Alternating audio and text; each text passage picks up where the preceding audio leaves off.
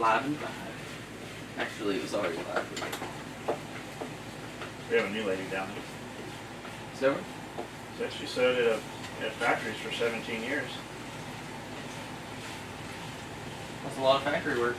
Yeah, she's 40-ish. She good? I don't know. Only one way to find out. And you know, we get some of that though, where they've worked at factories all that time and come in and can't do any of this shit. Because they've only done one piece. Well, they did little, you know, the same thing over and over and over and over, and they'll bid for a different job or whatever. But you've got somebody that has sewn that long, and they're just not open to fucking doing what you want them to do. But some of them are. I mean, obviously, the ones that are here did what we needed them to do. Twist the arm over.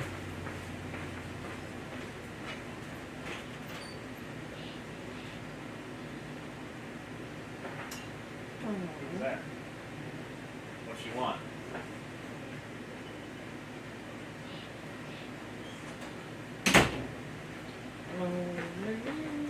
It's like fucking Groundhog Day.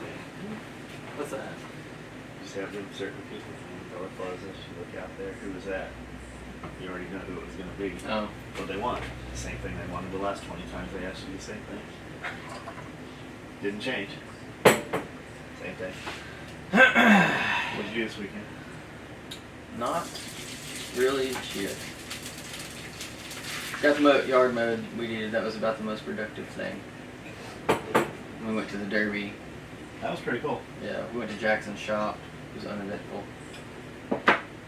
Stayed at the Derby too late. Didn't go to LBL. Went to Nathan Bedford. There's good trails out there. There is. It's bigger Like than, as far as I thought hiking, it was. Yeah. As far as hiking, it's the same shit. I mean, once you're in the woods, you're in the woods. It doesn't really matter. There's less destinations within the park, but the park's pretty. Even that 3-mile loop at the end has some good elevation gain, and at the beginning you're coming down, you can see all the river and shit. Yeah, there's some 13-mile and 8-mile, and I think there's a 20 out there.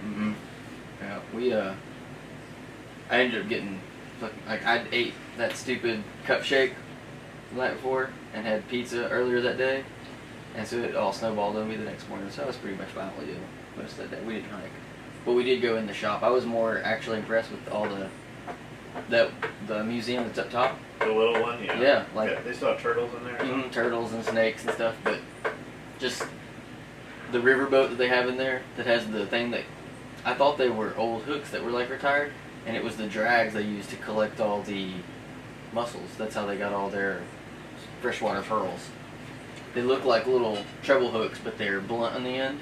And then there's pictures of them, and they took them all and ran it basically like a trot line behind the boat and sunk it to the bottom and dragged it and picked up all the mussels with it.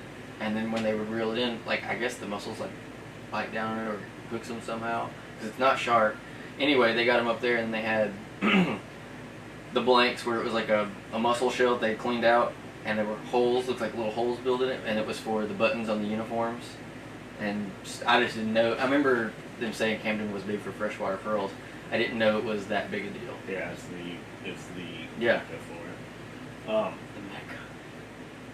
So you go in the park, you go up to the top of the hill, Mm-hmm. and then it's real steep at the end. That's where all that was at. Mhm. I've been through there. I don't remember seeing all that. That's the actual Battle museum. Yeah. That's the freshwater pearl museum. Mm-hmm. Oh well, no, that's not the freshwater pearl museum. That's just the museum on the park. And it's part of. There's like a description. So we were sitting there reading it because it's the Nathan Bedford Forrest Park, which was kind of funny to me that we were up there.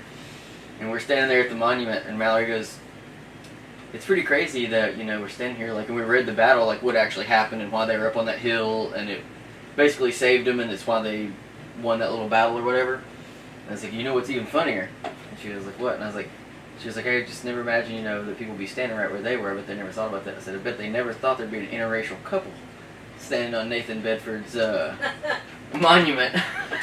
And she was like, "I didn't even think about that." I was like, "I bet he's rolling over in his grave about now." I bet you they're gonna fucking not have that. They're gonna try to change the name of that park and fucking do. They did, that was a recent thing, right? We were talking about it, which I think is ridiculous because it's just history. It's really cool when you think about it. We've come that far, They're gonna try to rewrite it. I hope no one lets it happen because I thought it was cool. Very, very cool place to visit. Like, I didn't realize they've got the cabins and There's a lot of campsites there and stuff Yeah. like that. So it would have been a good place to fish, but where they're lower in the water, that kelp is just lining the river. Why are they lowering it? Duck season? Oh, so you can get in and put the blinds in. Yeah, they're going in to put the blinds in, then then they'll flood it back, and it'll come all the way back, up here towards the shop, where it fills all those fields. Yeah. So Jack got a blind. Did he tell Oh you? no, I didn't know that. They got the blind, the closest possible blind you could get to the tactical response range. Oh, right off that hill. And he said, man, I know there's been some bullshit in the last few years, and man, I'm got no problem with a man making his money, and he's legally and rightfully making that money. Yeah. He said, I've never spoke to James. I've seen him in passing, but there's not going to be any of that bullshit this year. Yeah. He said those guys get so. I go, well, doesn't duck hunting start at daybreak anyways, and it's pretty much over? The classes don't start till 9 a.m. Yeah, and you shoot the whole time you're shooting. Yeah. That's I guess, and I'm not a waterfowler, so I don't know that, but it seems to me like, yeah, they're like, oh, it's disturbing their where they fly in. Like, I'm sure you shooting down the flock that was just there probably disturbed them too. Right. And the thing is, dude, those dudes duck hunt for a couple hours, and then they're just out there fucking in the clubhouse drinking beer and shit. Yeah. And that's all it is. And they get a little liquor in them. I'm gonna go say something to James. Yeah, I'm gonna go. And finally, one of them does. Some dipshit came in here one day Yeah. through the door. Where the fuck's James Yeager? I said, it's not my turn to babysit him, but when you find him, I probably wouldn't approach him like that. Because they were threatening. They were making threats to Rebecca. Yeah, I They remember were you threatening telling me. Marilyn. They were threatening to come to James's house. Like, they were making physical, we're going to kill you. So when you finally have that confrontation, how do you think that's going to go? Yeah. Yeah, you can only push that so far. Ain't that right, Mander?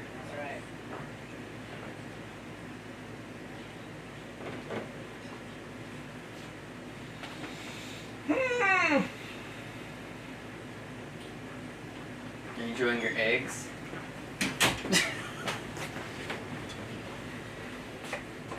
But, well, that's cool. I didn't know Jack even hunted. At least waterfowl, anyway. I guess it makes sense. He does everything else.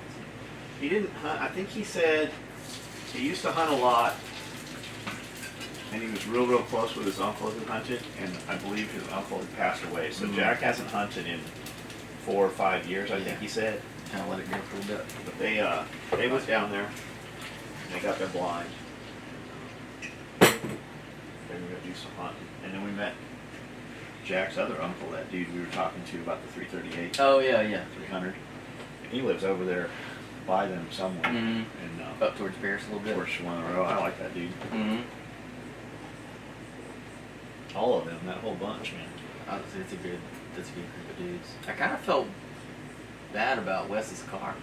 I did too. It was so sad to see it all crushed up. And he posted the pictures, especially the before and after. I was like, I kind of thought it was cool before. Like, now it's really beat to So shit. when we walked down there, you guys were leaving. Yeah. We walked down there, and they said, "Man, it worked just like all those bolts that were in there. Yeah. They had caused crumple zones, so that they had intentionally made that trunk lid and the rear end so that it would buckle in that direction and not down into the wheel well, so it was still able to travel and not cut the wheels. Yeah. They made all that. All that shit is all intentional. When you see those cars that look like they have a ramp on the back, that's because they have pre-notched and made it so that it would do that. So that when you hit them from the back, there's nothing to get a hold of right there. If anything, you'll run up and it will disable your car, kind of. So, And keep that impact from damaging the internal parts, I guess. Kind of yeah, deflects there's a little bit of game into that. And so Jack, it looked like Wes was gonna be the last man out there, really. Mm-hmm. And then his car broke, and there was 2 more guys going, and they pinned one up, and it almost turned over. Mm-hmm. But Wes' car still was running, but the steering wheel column had broken off the dash. I wondered what was it going on. looked the same as my K5 Blazer. We used to have a Chevy Blazer, and we jumped these train tracks. Mm-hmm. And you get pretty far, pretty high, and then land and bounce and shit. And one day, the steering wheel let go. It's just like a piece. It's a strap of fucking metal band that holds it up there. I think it's one screw on each side. It might be two. So the change for that is you get a Borg Warner steering assembly, and then a billet aluminum body for it, and then it has a much beefier machined aluminum piece that holds it into the dash. And that's what had happened. So in letting that go, it broke the ground. So he had to physically hold the ground to something metal to start the car and try to drive, and it wasn't doable. So finally he just like, fuck it. So they got to fix that and address that. But it's the exact same thing that happens in a lot of the Chevy square body style off-road trucks, your Blazers and Suburbans and shit. I wondered what happened because I knew he was running pretty good, and then all of a sudden he just stopped. That's what happened. I mean, you can only ram a few other cars so many times before something was bound to give way. It was amazing how fucking there were some beating some of those cars too. Yeah, there were some, like, if the arena was any bigger, it wouldn't be safe. No. Like, I'm sure that's built to size. And they wet it down so that you can't get traction. Like, we saw, there was more than a couple times where someone would get a full head of steam the whole length of the arena in reverse and get somebody, and, like, you could see the driver get tossed pretty hard. Like, I was like, that probably doesn't feel good in the morning. Like, everybody kept saying, you guys gonna build a car? You gonna build a car? I wouldn't want to smash it out, man. If I'd have had that car West Head, I'd just put it away for Armageddon. That'd be my Mad Max car. Or Sunday driving. That way when someone rides your bumper in that, you just slam on your brakes. Oh, well, you're not really slamming. You're slamming your brakes on because the cat was in front of you. Yeah. It's not to intentionally. It just so happened. Fate, as fate would have it. For the kitty cat. I was trying not to hit that skunk. But yeah, I did. I felt bad for her, like, because I really liked the way it looked. Yeah, that gray and shit on there. Prior to wrecking it. We'll definitely go to that next time. Yeah. I don't know if that's a. Did he say, is that a circuit? Like, you can actually go do them all over? There's 10 or so. Okay. I wondered. I know they only have the one in Paris, but I know they go in different places. Yeah, there's one in Memphis. There's quite a few of them. My cousins used to do late models and dirt cars, and we would go see that. But that was all over, and the purpose of it wasn't to wreck, so it was actual racing. So the cars last a little longer. I guess it's probably a little. They have to space it out whenever your plan is to demolish your car. Some of those guys had some money in those cars. I'm sure. Had none. Definitely saw some interesting contraptions.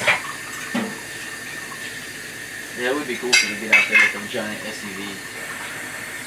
Well, those unlimited, those outlaw classes are all 3/8" plate steel and shit. It would be cool to see those run against the not 3/8", because it's watching them hit each other. It's like banging two hammers together. Like, it's loud, but nothing really happens to anything. It's like just kind of like a stalemate. I'm gonna drive until my truck no longer has the power to go. And your wrist hurts. Yeah. That's what most of them, it seemed like the track was wet enough, they were like sinking in and just spinning because they were so heavy. I like Jack from West, that division, because the cars actually get some speed and go pretty fast. Yeah. I bet it's fun to do. So we had about 100 belts where you put away. Mm-hmm. And Cody put them away yesterday. I think there's 73 or something is what it was. Mm-hmm. That was made Friday after we'd already done belts. There was another 73. And there's a bunch of work down there from them working this weekend. And she shipped some this weekend. Like, there's a pile out there, I guess. And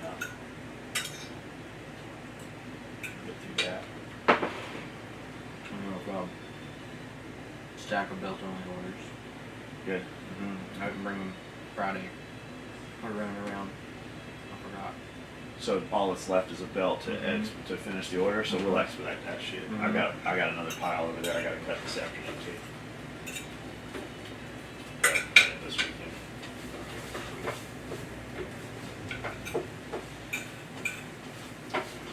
You caught a bunch of snakes this weekend, didn't you? Man, I walked in to grab a bottle of water out of the kitchen, and in the work bay there was a little baby snake just cruising around. And then we caught that one up top, Sebastian. He came running in. So there's a snake out there by the hose. He thought it was the hose. Mm-hmm. And we found it just out right behind the well house. And then, was there another one? Just 2 of them. I just saw those too. Just 2 of them. And that praying mantis was fucking huge. Dude, I love those things. Those are really cool pets if you keep them for a little while. They'll bite the shit out of you if you let them.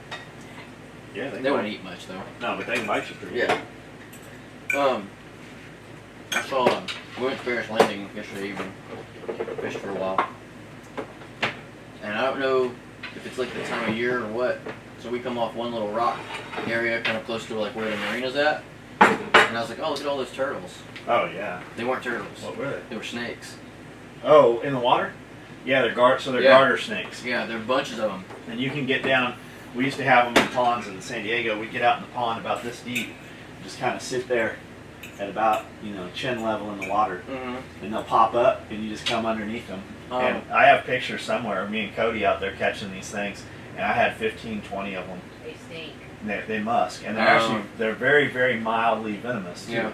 So if your hand can kind of go numb, and it'll swell up a little bit from the bite. Yeah. And then catfish. There's a little pictus catfish in there, and they'd come up and bump into you. You could actually grab them and get a little catfish. Huh. But they eat frogs and fish and minnows and. I was used to seeing the little thin ones, and I don't know what this one was patterned. And we were fishing. Oh, it might have been a water snake. Dude, it was Copperhead, maybe. he was big. Like we're fishing, and I saw this head pop up, and so I wasn't worried with the little ones, and they kind of go away, or like they would sit and look at me. And this one popped up, and I was like, oh, a turtle, because its head was pretty big. And then I saw like the little it pushing itself, and I was like, Mallory, come here. She was like, what? And I was like, go back up top, 'cause she freaks out about snakes. And so I waited to see how big he was, and he pushed himself all the way to the rocks and climbed up on the rocks, and I was like, shit. Like he had to have been 2 feet, but like big around. I was like, But not a copperhead, not a. I couldn't tell. I didn't get super close. Might have been. But I was. But I'm sure we've got water snakes here too. Mm-hmm. And they're patterned too. And that's like I told you in toxicology we went and caught them. So I thought maybe that's what it was, but I wasn't gonna go fuck with them. I don't really fuck with wild snakes. But I was really surprised because that's what I thought they were turtles, but it was just, I guess, off those rocks, maybe if there's a lot of lizards and bullshit staying off those minnows and stuff, there's a lot of snakes. Any place you have frogs Mm-hmm. and pollywogs, tadpoles, little minnow, anything they can get in their mouth, really. Mm-hmm. I've never seen that many all at once, just all just chilling out. It's just a hatch, and they're live births, so when they have them, they pump them A out. bunch of them, yeah.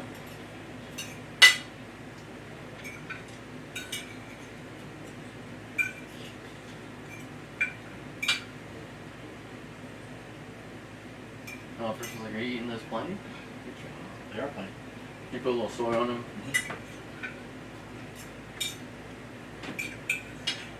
Yep. To test their faith, you can just eat your egg whites with nothing on them. I can't now that you pointed it out. It's like wet. It's like paper or something. Thanks for running that for me.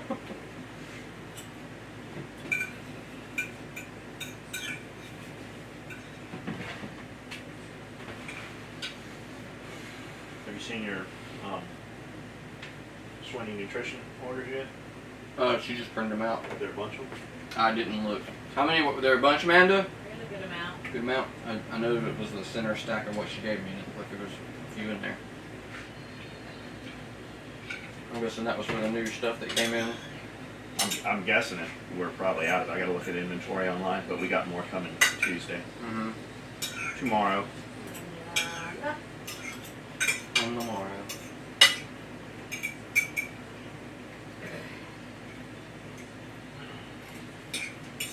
My head immediately starts sweating when I eat this. It's not even the hot one. Mm-mm.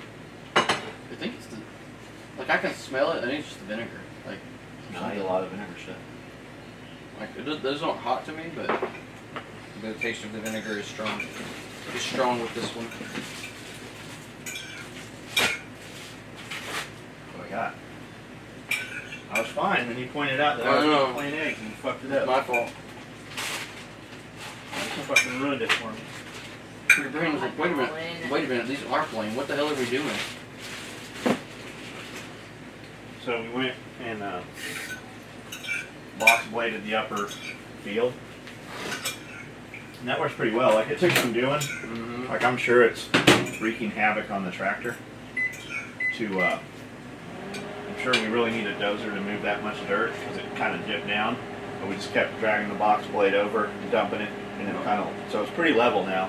And it's got a little taper to it, so the water, it'll catch most of the water in the ground before running off, but it's not going to pool, and it's not going to shoot it down and wash the driveway out. We kind of tapered it the other direction. And once the vegetation is growing, you know, it'll capture most of that water before it gets off. So then we went to put some seed in, and we ended up putting dove seed, because it'll grow up taller, and it will shade the grass growing in there a little bit, and keep some humidity down there, keep some moisture in the dirt. And there's not a lot of topsoil up there, so we figure we'll just hog that down once it runs its course. It'll draw a shitload of dove and shit in. We'll hog it down, and then that will rot and become topsoil, and then the grass will sprout up, in theory. If not, then we just till it in. And I was gonna say either way, it'll still be yeah. It'll still be good for the soil. So we got that done. Moved a bunch of dirt around back. We pushed a bunch of debris from all those dozer piles and shit in the back, on that back corner. We build it up. But in doing so, there's like concrete parking blocks and all kinds of shit in there. And it's real high. So I'm just kind of box blading through there. But you'll hit something, the tractor will fucking jump sideways, like it's kind of scary. Yeah. So really, Gotta go real slow. We need to go through there and hack it down so we can kind of see what's in there. I mean, we got 50% of that back corner done. There's a dude on the way to Paris just dug a big swimming pool. And all that dirt's just sitting there in a pile. I wonder what they're going to do with all that dirt. Where at? Those two really big, beautiful homes on the way to Paris on the left. On the left? Where they've got all those fields and soybeans right now. Because we need a bunch of fill dirt. And the Catfish restaurant has all that old asphalt and shit there. I wonder what they're going to do with that shit. Because they can't. It's mixed in with all kinds of shit. They're not going to reclaim it usually. Yeah. He might sell you some of that dirt, maybe. Well, I want him to give it to me. And move it. For free. Yeah. Well. At least you don't ask much. Well, I mean, I'm taking it. It's an eyesore. It's crazy that dirt's worth money, but they sure do. You want some... Well, they get you two ways. Moving dirt's good money, because they'll come out here and dig out some dirt and then charge me to take it away. And then they'll fucking take it to some dude's place and charge him to fucking put it down. Because it's the equipment that it takes to actually move. Plus they charge amount. you for the hours and the equipment. I saw on that trader website, there's a dude selling shipping containers. They look pretty clean, $1,500, 20-foot shipping containers. The only thing, like I was like, oh, that's pretty cool, is once you own it, you have to get it to wherever it is that you want it and have a place for a 20 feet of shipping container. Well, it's like, there's a place in Memphis. that's where it's at. That's probably the place. So for $2,500, you can get. They've repainted them, floored them. They're good condition. Like you look at shipping containers. Yes, there are $2,500 and $3,000 shipping containers. But when you go look at shipping containers, the one you want is $6,000. So you get what you pay for. Like it's been sitting on ground level. There's been a fucking river ran through it. It's full of mud. The floor's rusted out. Yeah. Like it'll keep rain off your shit. But Hicks found a place towards Memphis. We'll deliver them for $200. Well, that's not bad. And then you buy it, and they're about $2,500.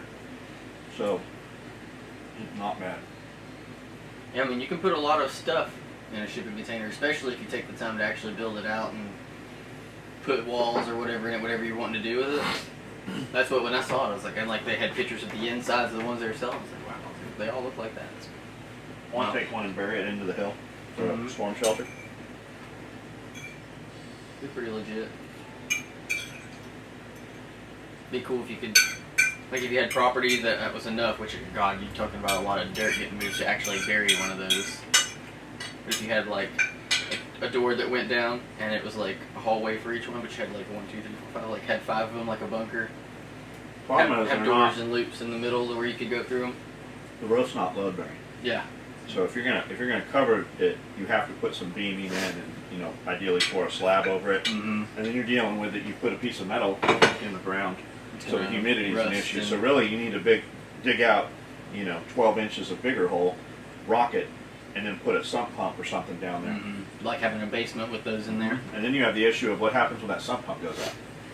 So you can build it at an angle and have the water kind of tilt out.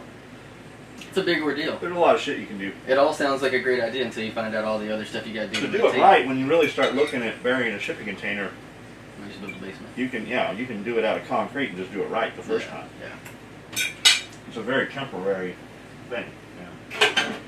They're probably better if you just keep them above ground and don't mess with them underneath. I didn't never really think about that. That's right. The rust would take it out pretty soon. Like it wouldn't do it overnight, but it would happen eventually. You gotta tar it. There's a coating. You coat the outside. God, man, that's a But lot the of surface humidity, area. there's a lot of humidity, especially around here. So Just the surface area of covering one of those in some kind of a Linex type material. God bless.